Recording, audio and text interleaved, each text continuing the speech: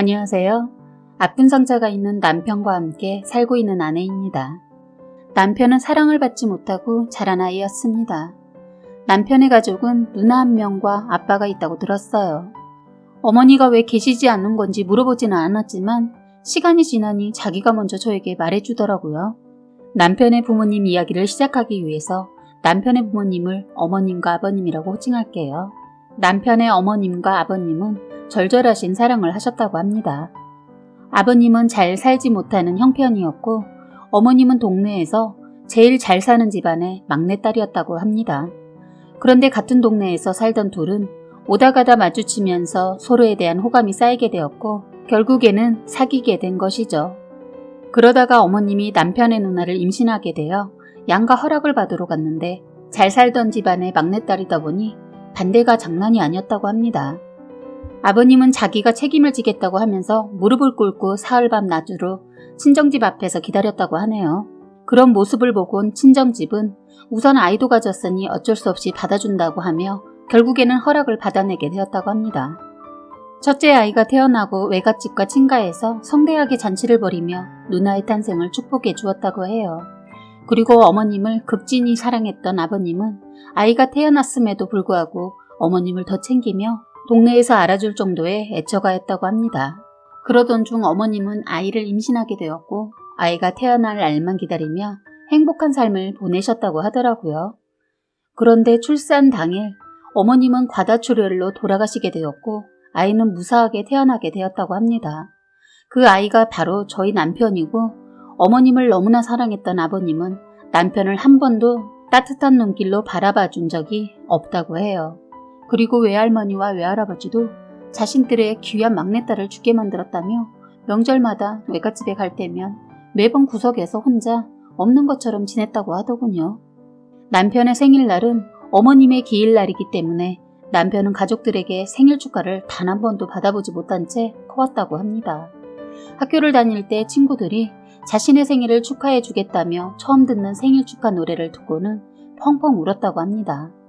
이 말을 듣고 제 가슴이 찢어지게 아프더군요. 한마디로 저희 남편 자라면서 자신의 가족들에게 생일도 한번 축하받지 못하고 평생 눈칫밥만 먹고 살았대요. 그나마 친할머니가 살아계실 때에는 아버님이 일을 나가셨을 때 할머니가 몰래 남편에게 용돈도 지어주고 간식도 주셨다고 합니다. 하나뿐인 누나는 아버님이랑 성격이 판박이라서 동생을 챙겨주기는커녕 더 갈구고 할머니가 몰래 용돈을 주는 거라도 목격한 날이면 아버님한테 쪼르르 달려가 일러 바쳤다고 하더군요. 이런 누나와는 학창시절 때부터 사이가 좋지 않았기 때문에 성인이 되고 난 후에도 단 한 번도 연락하지 않았다고 합니다. 남편은 가족들 중 그나마 믿고 의지한 사람이 친할머니 뿐이었는데 고등학교 2학년 때 할머니가 돌아가시게 되었다고 해요. 원래 어른분들은 자신이 죽을 때가 오면 자신이 직감을 하곤 며칠 전부터 준비를 하신다고 하잖아요. 할머니가 돌아가시기 이틀 전 갑자기 남편을 할머니 방으로 몰래 부르면서 들어오라고 했다고 합니다. 갑자기 남편에게 할머님이 여태까지 많이 챙겨주지 못해서 미안하다며 내 애비가 많이 원망스럽겠지만 너의 길을 꿋꿋하게 걸어가라고 얘기해 주셨다고 합니다.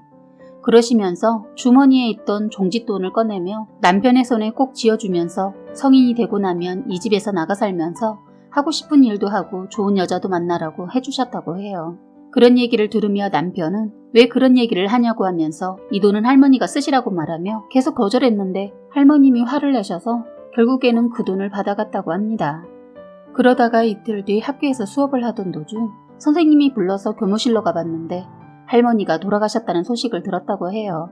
심장마비로 돌아가신 할머님은 편안해 보이시는 모습이었다고 했지만 할머님이 숨이 붙어 계시는 마지막 순간에 함께 있지 못한 게 한이라고 하더라고요. 집 안에서 그나마 의지하던 할머니가 돌아가시고 나니 외로움은 더 심해지게 되었고 결국 극단적인 생각까지 했다가 할머님의 마지막 말씀이 생각나서 힘을 내고 성인이 될 때까지 열심히 살았다고 합니다. 성인이 되기 며칠 전 아버님은 남편을 불러놓고는 이렇게 말씀하셨다고 합니다. 난 널 성인이 될 때까지 키워야 하는 의무를 끝냈고 이젠 넌 내 알바가 아니니 나가서 살아라. 찾아오지도 말고.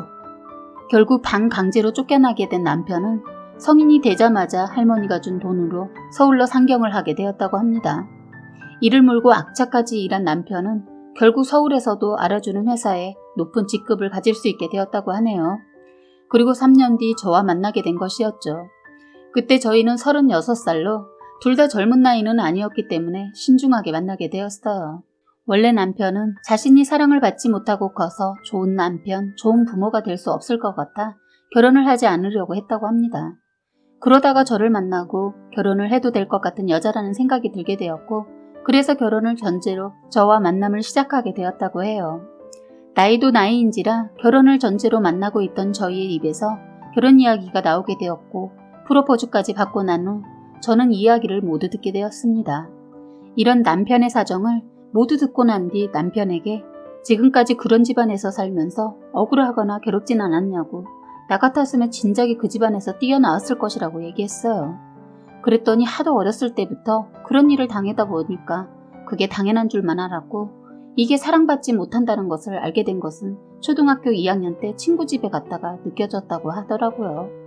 맨날 집에 가면 자기가 알아서 다 해야 하고 아무도 챙겨주지 않았었는데 친구네 집을 가보니 엄마가 따뜻한 밥을 차려주고 아빠가 안아주는 모습을 보게 되었다고 합니다. 그때서야 원래 다른 집들은 이런 분위기구나. 나는 지금 사랑받지 못하고 있는 거구나를 깨닫게 되었다고 해요.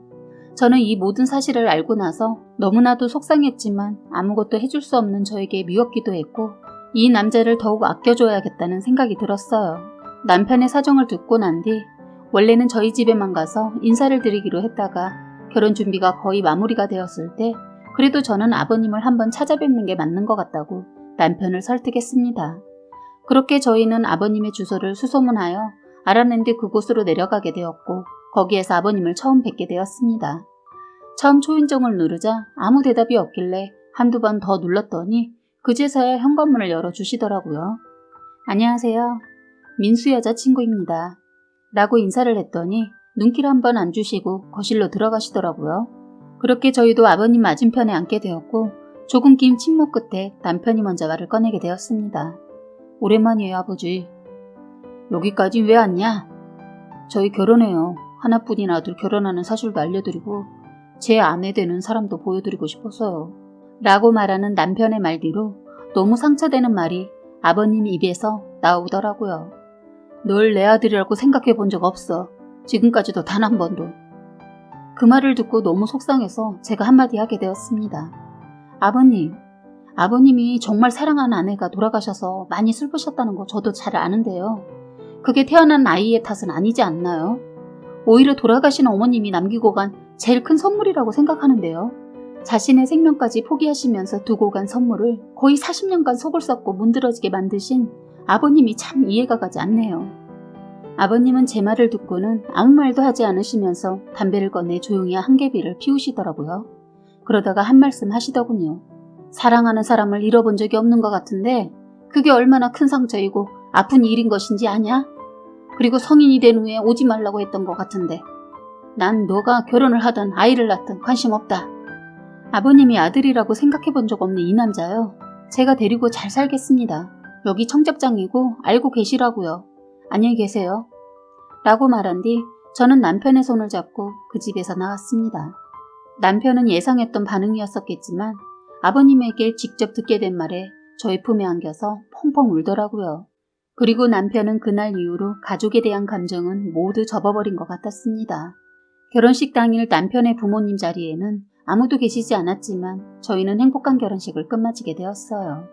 그런데 저희 결혼식에 아버님이 잠시 왔다 갔다고 하셨다고 들었습니다. 이름 없는 봉투에 축의금으로 조금 많은 돈을 넣어두시고 가셨더라고요. 그런데 축의금을 걷는 사람이 남편과 중학교 때부터 친구였던 사람이라 기억하곤 고민하다가 남편에게 말해준 듯 보였습니다. 저희 남편 그 말에 많이 흔들린 듯 보였지만 지금은 마음 다잡고 잘 지내고 있어요. 알고 보니 거기에 편지가 한 장 있더라고요. 잘 살아라. 딱 이 한 문장만 적혀 있었고 다른 추가적인 말은 없었습니다. 아버님은 저희가 찾아간 날 이후로 이사를 간 듯 싶었어요. 친척분들 중에 아무도 아버님이 어디 살고 계시는지 모르시더라고요. 아버님은 지금까지 받았던 남편의 상처를 이 축의금으로 끝내고 싶은 것 같아 저희도 더 이상 찾는 노력은 하지 않았습니다. 아버님에게 상처란 상처는 다 받았으면서 아버지와 아들의 관계라는 것은 어쩔 수 없는 것 같아요. 상처를 받으면서도 언젠가 자신을 사랑해 주시겠지라는 믿음으로 버텨왔던 어린 날의 남편의 모습이 가끔 보일 때가 있어요. 남편의 마음에 있는 상처들을 제가 다 치유할 수는 없겠지만 덧나지 않게, 혹나지 않게 평생 잘 보살피려고 합니다. 지금까지 살면서 축복받지 못했던 생일날도 고하게 챙겨주고 있어요.